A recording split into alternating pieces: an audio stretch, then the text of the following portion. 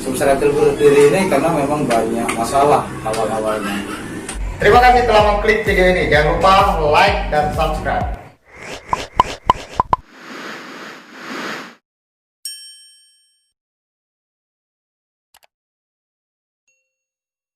Halo teman-teman sekalian, terima kasih telah berkunjung di channel ini. Semoga kalian senantiasa diberikan nikmat kesehatan dan rezeki yang limpah. Di sini saya sudah bersama dua senior saya di Sumsel Reptil dengan ketua Muhammad Bang Novan atau biasa dipanggil Obon. Jadi di kesempatan ini kita ingin ngobrol-ngobrol, bincang-bincang santai, ya, kita bahas Palembang lah, lebih nyantai. Jadi kalau sebenarnya walaupun di luar Palembang juga bisa nonton ya kan, karena bahasa Palembang ini tidak perlu jauh serius dengan bahasa Indonesia kan. Nah, biar kita tidak panjang lebar, kita minta siapa dulu ngomongnya soal Sumsel Reptil sebagai junior, dan mungkin orang-orang awam juga kan pengen tahu tentang sejarah Sumsel Reptil, mulai dari sejarah terbentuk, perannya di tengah masyarakat dan sampai saat ini gimana tuh? Kalau Sumsel Reptil itu berdirinya tanggal 27 Juni 2015. Jadi di situ kami itu ada sejarah awalnya sih Bang, sebenarnya kenapa Sumsel Reptil ini berdiri pada tanggal itu. Tapi saya gak enak, gak etis lah bilang kenapa Sumsel Reptil itu berdiri karena apa. Gak enak untuk mendengarnya juga, karena banyak problem sebelumnya Bang. Sumsel Reptil berdiri ini karena memang banyak masalah awal-awalnya. Intinya masalah prinsip. Jadi Sumsel Reptil berdiri tanggal 27 Juni 2015. Itu pendirinya ada 4 orang. Saya salah satu pendiri di sini, Bang Aan juga salah satu pendiri juga. Sumsel Reptil ada teman kita namanya Kak Pardi, kalau kita bilang anak-anak Kak Pardi. Ada lagi teman satu sekarang dia sibuk bekerja, mungkin nggak bisa aktif lagi, namanya Bang Adi. Jadi Sumsel Reptil itu berdiri tanggal 27 Juni 2015. Mungkin itu dari saya, nggak tahu kalau dari soalnya Bang Adi ini untuk saat ini dia ketua Sumsel Reptil kan, mungkin lebih bincang lagi Bang Adi ya, menjelaskan lebih bagus ya. Mungkin ditambahin itu soal sejarah dan sejarahnya makanya sampai sejauh ini.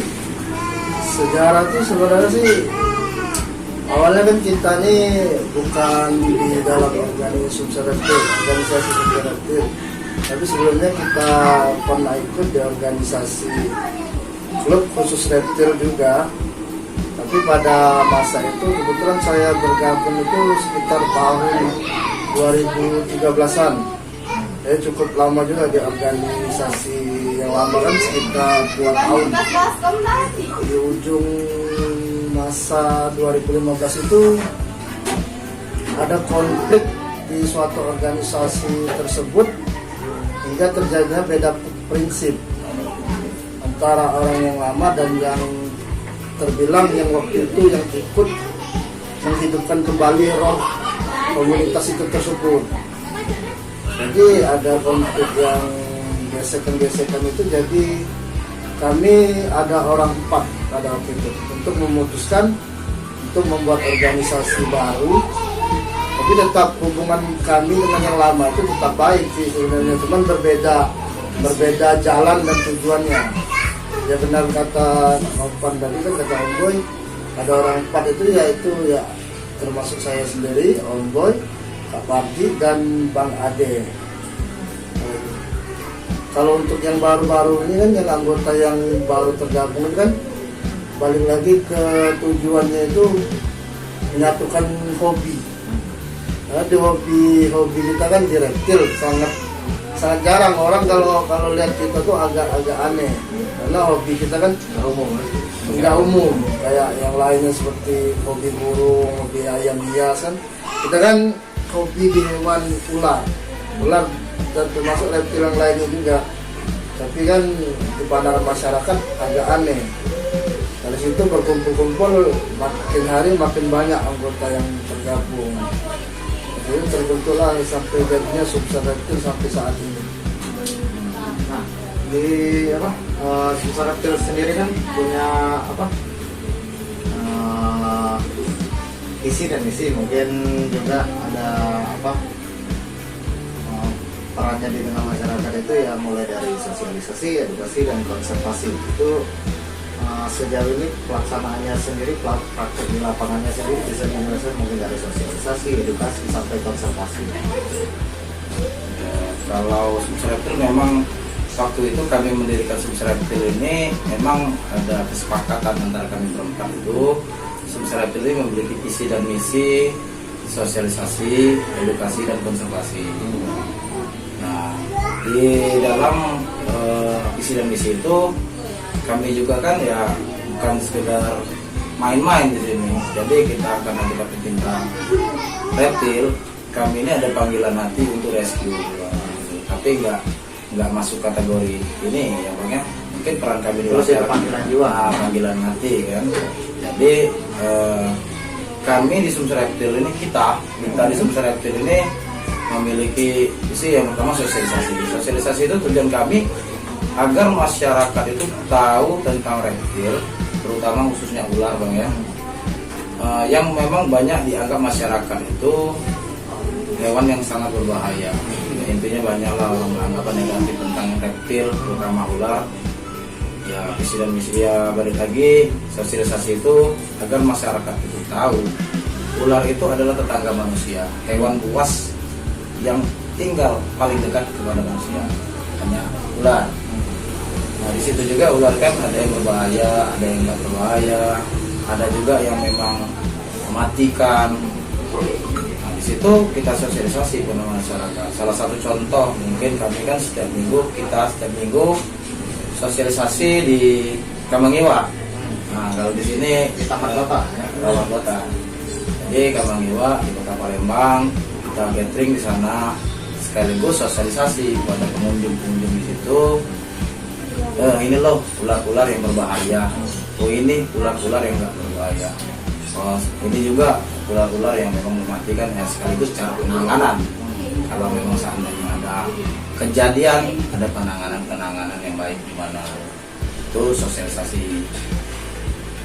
Edukasi kita hampir ya setiap bulan itu kita pasti ke tempat tempat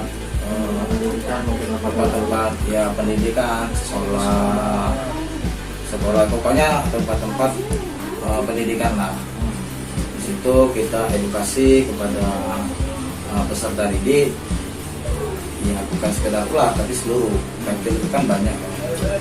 Jadi kami di situ menjelaskan soal reptil, penanganan, apa habitat di mana, ciri-ciri ular berbisa dengan tidak berbisa itu di mana, untuk menghindarinya. Tuh di situ kita edukasi di situ tempat yang baik bagi kita untuk edukasi. Nah untuk konservasi, alhamdulillah Sumsel Reptil kita sudah lumayan ada peran kita di bidang konservasi. Ada saudara kita salah satu pendiri Sumsel Reptil juga itu sudah berhasil untuk breeding ularnya ular piton, ular biasa, ular sawo kalau orang Palembang bilangnya. Itu ular itu dipelihara dari kecil ular liar dipelihara dari kecil sampai dewasa. Bertemu sama jodoh ular teman, ada ular jantan, berhubung Kapardi ini punya ular betina. Teman tadi ada ular jantan, jadi dikawinin sampai bertelur dan menetas. Nah, sebagian dipelihara oleh teman-teman, sebagian lagi kita rilis ke alamnya. Itu salah satu peran kita di tengah masyarakat. Ya itu untuk sementara itu dulu mungkin tambahan. Kalau untuk tambahan sih di konservasinya, kebetulan kita juga kalau dibilang kadar konservasi di KSDA juga nggak ini kan, tapi kita ikut terlibat dalam pengamanan satwa yang dilindungi. Ketika ibaratnya kalau orang tidak mempunyai izin, sebetulnya kayak tahun kemarin kan kita bantu BKSDA untuk nangkap 25 ekor buaya di daerah SD Padang. Air Sugihan itu tempat kita pelepasan. Jadi kita ke rumah orang tersebut, kita ambil barang rehabilitasinya. Terus sudah itu kita ikut terjun langsung di pelepasannya. Pelepasan buaya itu di daerah Air Sugihan. Alhamdulillah itu Sumsel Reptil termasuk tim percaya oleh BPSDA. Itu 25 buaya itu ternakan orang. Enggak, kalau di daerah itu dia orang dapat dari hasil nelayan, dia beli. Dia beli dipelihara. Tapi tanpa izin. Kalau untuk penjualan atau itu kita kan nggak paham sih. Cuman diberi tugas untuk menangkap buaya tersebut dengan cara-cara yang paling aman. Soalnya kalau di reptil itu nggak bisa dibius dia.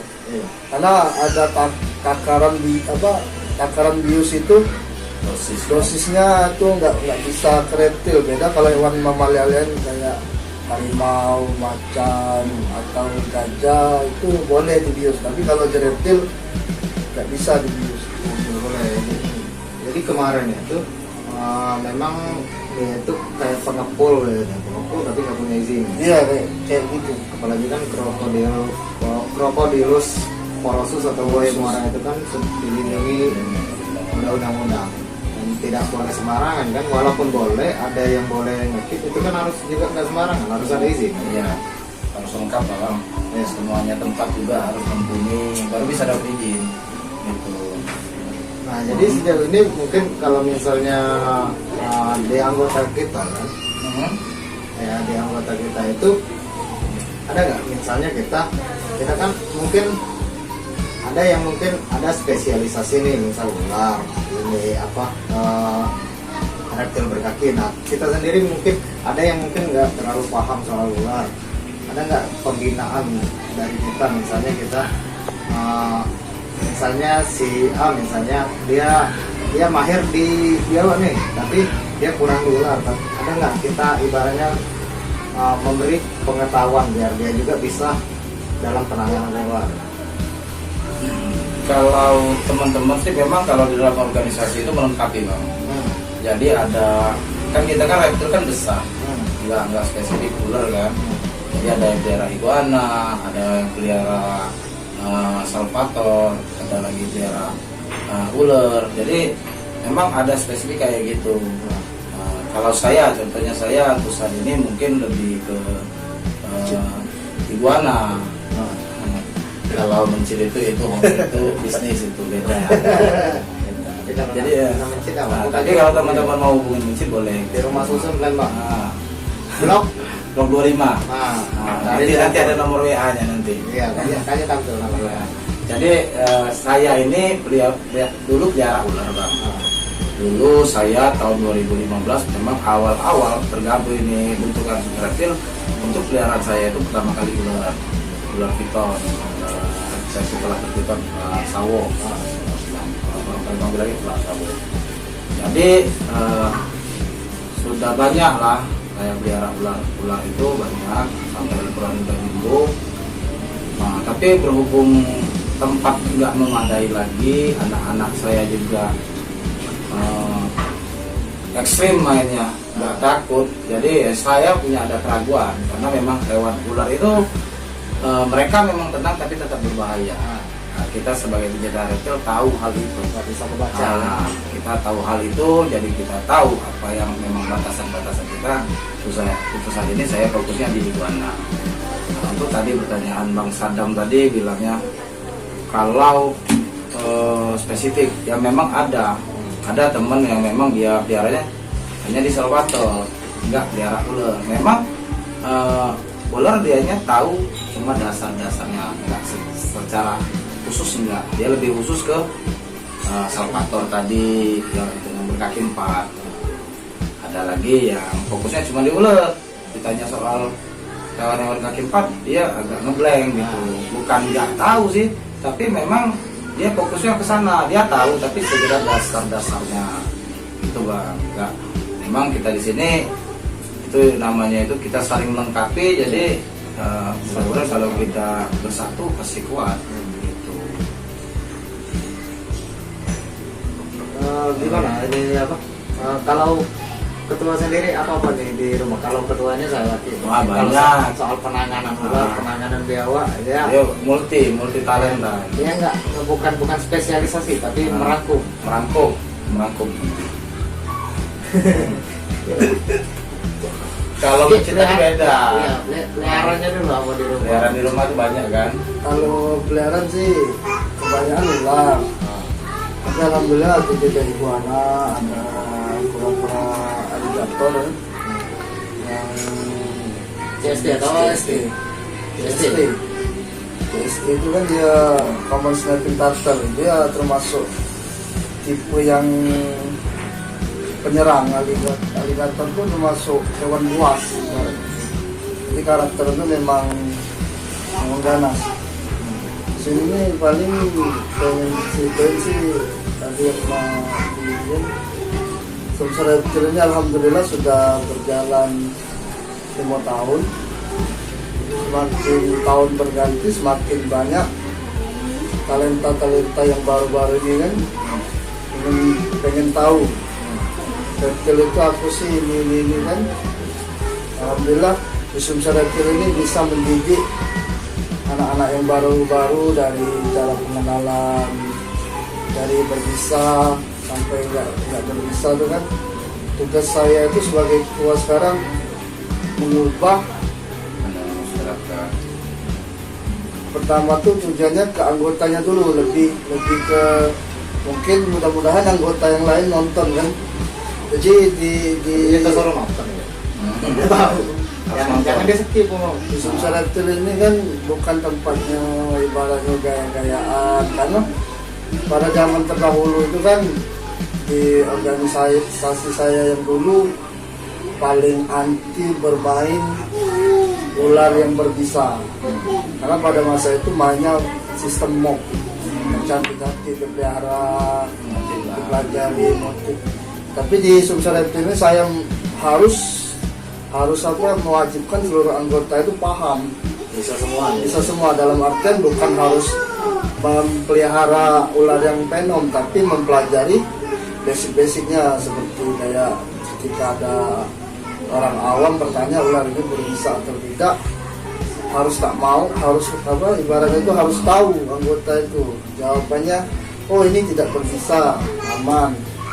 Ya misalnya kalau orang bertanya ular yang berbisa tapi anggota saya tidak bisa menjawab, sama saja percuma ada organisasi ini. Zaman dulu kami awal-awal main di Venom itu sering dihujat karena terlalu banyak atraksinya, dalam artian tuh interaksi sama Venom itu kan memang tidak boleh, tapi dalam Sumser reptil ini kan kita mempunyai prosedur yang khusus, dilarang memainkan Venom tanpa pengetahuan pengurus, Tanpa pengetahuan dan mungkin tanpa standar keselamatan. Iya, benar. Ya pernah ada cerita sedikit. Jadi memang udah bisa nyalakan ya kan. Keselio bahasa Palembang ya apa? Masalah. Iya. Jadi tidak apa-apa. Jangan nanti lucu dari jadi atas. ini memang sebenarnya ada sesuatu yang memang kalau orang itu tahu kita itu senang reptil, kita itu pelihara ular, orang itu nggak tahu loh kalau misalnya kita nggak main sama tahu, orang tahunya kita bisa kalau karena kan ini juga kan sebenarnya bagus sih, karena kan yang kata aku bilang tadi, orang tahunya kita tuh bisa main ular, jadi ketika karena ini ular juga tadi kan ular dan reptil itu berdampingan dengan manusia, jadi kadang-kadang mereka ada di dekat kita dan orang membutuhkan bantuan kita, dan itu tadi memang kita harus bisa. Ya, balik lagi itu Pak. Pandangan masyarakat itu memang nggak mudah kita ubah. Nah, Kita tadi kan kita ini pecinta reptil, otomatis orang yang pelihara ular, kalau orang-orang terdahulu ngomongnya ini pawang ular. Memang banyak salah persepsi. Kita di sini kan pecinta reptil. pawang itu ya mungkin sama kayak kita, tapi itu bahasa lama. Tapi ada lagi yang bilang pawang itu bisa manggil-manggil ular secara gaib gitu kan. Tapi kan kita enggak di sini. Kita di sini ya secara teknik. Nah, jadi pelihara, diurus, dijaga gitu. Nah, kalau masyarakat ya apa sih kegunaan kita di masyarakat itu? Ya itu tadi pasti terjadi karena reptil itu, ular itu khususnya ular itu kan tetangga manusia, hewan buas yang paling dekat hidupnya dengan masyarakat. Nah, jadi ular itu memang ya itu memang habitatnya memang nggak bisa jauh daripada manusia. Memang ada ular-ular tertentu yang memang hidupnya jauh dari manusia, tapi namanya reptil itu bagian daripada rantai makanan, ya lingkungannya di dekat manusia. Nah di situ kalau ular itu pasti ada yang masuk ke rumah orang, nyasar kan ngejar makanan. Ada lagi yang memang konflik langsung di tempat orang bekerja, pabrik-pabrik gitu. Jadi di sini kadang-kadang banyak juga laporan ke kita, minta bantuan ke kita untuk rescue, bahkan sweeping untuk area itu. Gimana caranya ular-ular yang tersesat ini kita rescue biar kita pindahkan ke tempat yang habitat yang lebih aman. Nah, gitu. Mungkin ini mungkin lebih biar singkat juga, panjang. Panjang. Iya, karena memang penjelasan itu tidak boleh sepotong-potong. Tapi mungkin ini yang tidak kalah penting nih. Kan selama ini orang tua takut karena katanya ular itu nyerang. Dan ini sebenarnya banyak paradigma yang harus diubah. Nah, dan mungkin ini juga harus mungkin bisa menjelaskan ular itu sebenarnya apa, dan sebenarnya ular itu kan nggak berbahaya dan nggak menyerang manusia tanpa adanya provokasi, dan mungkin juga sifat-sifatnya, dan juga mungkin penanganan dan untuk menghindari biar nggak masuk ke rumah itu gimana? Pada intinya sih ular itu nggak akan menyerang kalau kita nggak memprovokasi mereka, karena ular itu kan sifatnya bertahan. Banyak yang mitos-mitos kabarnya tuh ular takut garam itu kan, sebagian reptil hampir seluruhnya paham, karena garam itu kan nggak berpengaruh terhadap ular. Beda lagi kalau untuk hewan-hewan yang berlendir. Tapi kalau untuk penanganannya tuh ya tempat rumah kita tuh harus bersih, steril.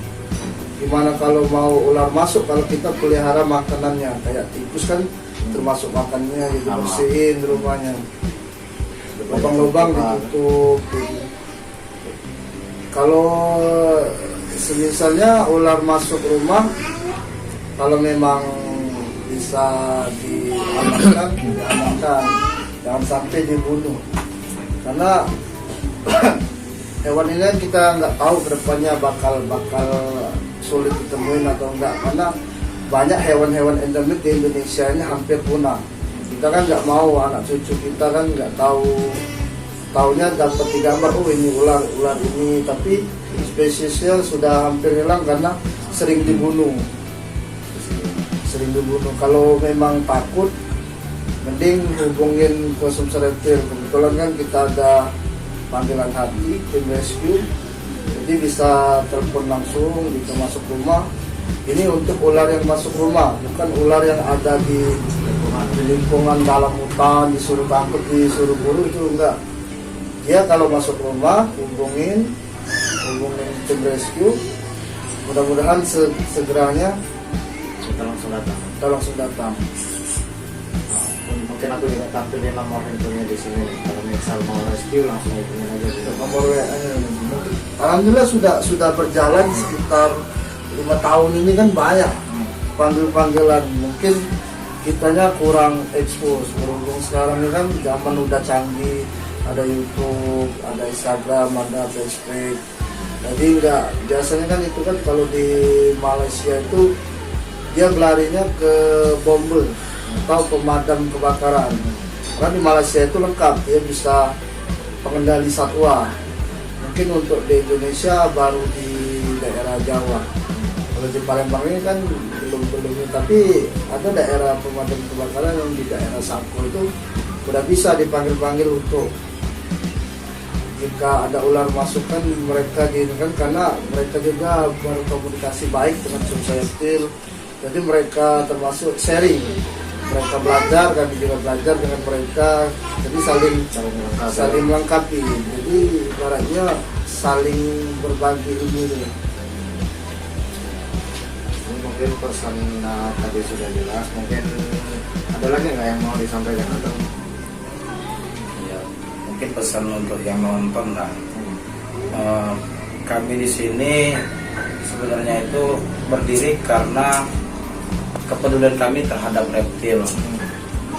Jadi di sini apabila ada reptil yang nyasar masuk rumah, kalau bisa jangan dibunuh. Segera hubungi kita, nanti kita rescue, nanti kita amankan ular itu tanpa perlu ada yang tersakiti.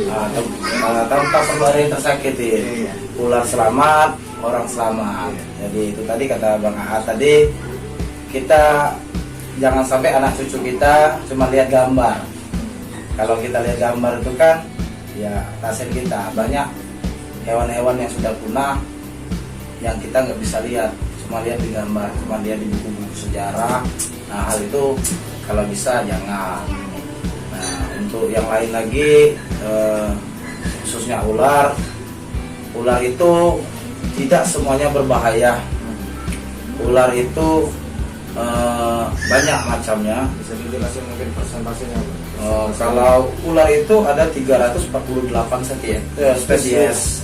Itu dari 348 spesies itu cuma 15% yang berbisa. Jadi 85%-nya itu tidak berbisa, Pak. Jadi yang 85% itu membunuh bukan dengan cara menyuntikkan bisa, tapi menggunakan otot. Nah, dari 15% yang berbisa tadi itu dibagi menjadi 3 lagi. Jadi ada yang berbisa lemah, ada berbisa menengah, sama berbisa tinggi. Nah, dari ketiga itu tadi yang paling berbahaya itu berbisa tinggi. Nah, itu ada lagi cara penanganannya juga banyak gitu, Bang. Karena berbisa tinggi ini karena ada kandungan toksin di dalam itu. Ada hemotoksin, neurotoksin, itu yang familiar banyak pencinta reptil tahu itu. Yang namanya hemotoksin itu efeknya kayak luka bakar, panas, itu hemotoksin. Tapi kalau neurotoksin itu lebih nggak ada efek. Contohnya nggak ada rasa. Contohnya kayak ular beling atau welang lah. Nah, kalau kegigit itu ular welang itu atau weling itu nggak ada rasa lah. Ibarat kata kalau memang ada rasa. Nah, setelah itu nggak ada rasa sakit yang berarti. Jadi rata-rata orang kegigit ular weling yang kandungan toksinnya itu neurotoksin mengabaikan. Jadi seolah-olah udah gitu, udah nggak apa ini. Lama-lama ya tubuhnya itu terasa lemas, terasa ngantuk ya, karena memang otot-otot di tubuhnya itu mengalami kelumpuhan. Jadi sampai ke mata mulai nggak bisa diangkat, seolah-olah ngantuk, padahal bukan ngantuk itu, Pak. Tapi memang otot-otot tubuh itu lemah. Ya, jadi kalau kita itu menganggap sepele itu ujung-ujungnya mati. Beda kalau hemotoksin kan rasanya sangat pedih kayak ya contoh-contoh ular viper kan. Viper itu kalau kegigit kan langsung menyut, sakit, panas, jadi cepat penanganannya. Jadi rata-rata yang memang banyak tewas. Kira-kira kayak gini lah. Itu bukan, itu beda. Jadi rata-rata yang selamat itu, jadi yang selamat itu karena memang efeknya. Jadi ketika berefek yang sangat perih dibawa ke rumah sakit sama. Sekalian tuh jelasin first aid penanganan juga tergigit. Penanganan juga? Penanganan pertama ketika kena gigit. Jadi gini, kan kita tadi membahas soal ular itu kan Ular tuh ada 3 jenis yang bisanya tadi terbagi menjadi 3. Jadi ada yang lemah. Kalau kita tergigit ular gigitan yang bisanya lemah, itu cukup ya dibersihkan, nggak usah, paling terasa gatal atau gimana. Ada lagi ular yang berbisa menengah. Kalau berbisa menengah itu tergantung antibodi kita. Kalau kita fit mungkin nggak ada artinya bagi kita, paling perih dah itu udah. Tapi kalau imun kita lagi lemah atau tubuh kita lagi capek atau kurang tidur, kurang istirahat, pasti berefek di kita itu paling nggak kita demam. Tapi nggak bisa nggak menyebabkan kematian. Nah, beda lagi ular yang tidak berbisa, bukan nggak berbahaya, yang nggak berbisa juga berbahaya karena dia bisa membunuh menggunakan otot-ototnya dari ukuran. Nah, yang terakhir itu yang berbisa tinggi. Anggaplah kalau kita digigit ular, kita nggak tahu ular itu berbisa atau enggak, anggaplah berbisa. Jadi penanganan yang baik itu sebenarnya imobilisasi. Imobilisasi itu sama kayak orang dibidai. Dibidai itu sama kayak dikakukan, dibuat nggak bergerak. Nah, dibuat istilah dikakukan. Jadi bukan ngikat. Bukan. Jadi kan untuk hemotoksin dan neurotoksin itu kan kalau lebih jelasnya hemotoksin itu nggak boleh diimobilisasi. Bukan nggak boleh diimobilisasi, nggak boleh diikat. Jadi kalau yang hemotoksin nggak boleh diikat, ini harus nggak boleh diikat. Nah, tapi yang neurotoksin boleh diikat. Nah, kan susah kita melihatnya hemotoksin apa neurotoksin. Jadi lebih baik ini langsung dari WHO dan Dokter Tri Maharani juga sosialisasi. Yang baik itu adalah imobilisasi, dibuat tidak bergerak karena memang racun ular itu menyebarnya melalui kelenjar getah bening, bukan melalui darah. Jadi semakin banyak pergerakan, itu racunnya semakin cepat menyebarnya. Jadi gunanya imobilisasi biar nggak ada pergerakan untuk menghambat. Efeknya di imobilisasi, orang itu bisa bertahan lebih lama dari bahaya racun tadi, lebih lama. Contohnya kalau kita nggak imobilisasi itu cuma beberapa jam tahannya. Tapi kalau sudah diimobilisasi bisa 1-2 hari kita aman untuk bahaya itu. Tapi imobilisasi dari awal secepat mungkin. Jadi kalau kita ada kasus kegigit ular, kalau kita nggak yakin itu ular itu berbisa atau enggak, ya anggap berbisa. Pokoknya anggaplah ular itu berbisa, segera imobilisasi, langsung ke tim medis biar segera ditangani. Nanti urusan medis itu ada dokter yang bisa menilai, karena dokter itu banyak, ada dokter penyakit dalam, ada penyakit luar. Di situ gunanya observasi. Kan di rumah sakit nggak langsung menindaklanjuti, kan pasti diobservasi dulu guna imobilisasi itu. Jadi biar dokter umum biasanya, karena di Indonesia ini kan dokter yang membidangi toksin itu sedikit, sangat sedikit bang. Dengan dokter Tri Maharani. Pasti kalau kita ke rumah sakit pasti berlarinya ke dokter umum. Apalagi kan bisa ular saya besok bisa ular itu cuma untuk 3 ular. Seperti ular kobra, belang, dan rodos, ular tanah. Jadi itu kan guna imobilisasi itu biar jangan bergerak dan biar biar korban tadi itu selamat tujuannya, biar racun tadi nggak cepat nyebarnya. Kalau cepat nyebarnya ya rumah sakit juga susah nolong ya. Jadi itu penanganan terbaik. Kalau untuk di Palembang ini yang pegang sabu serum anti bisa ular itu rumah sakit Caritas dan rumah sakit umum di Kertapati itu rumah sakit Bari. Tapi kebetulan sejarah kemarin di anggota kan kita kan bergelut di dunia ular nih. Kalau soal kegigit itu pasti lumrah. Pasti. Kemarin pernah kejadian anggota kita digigit oleh ular berbisa, tapi kita punya penanganan khusus.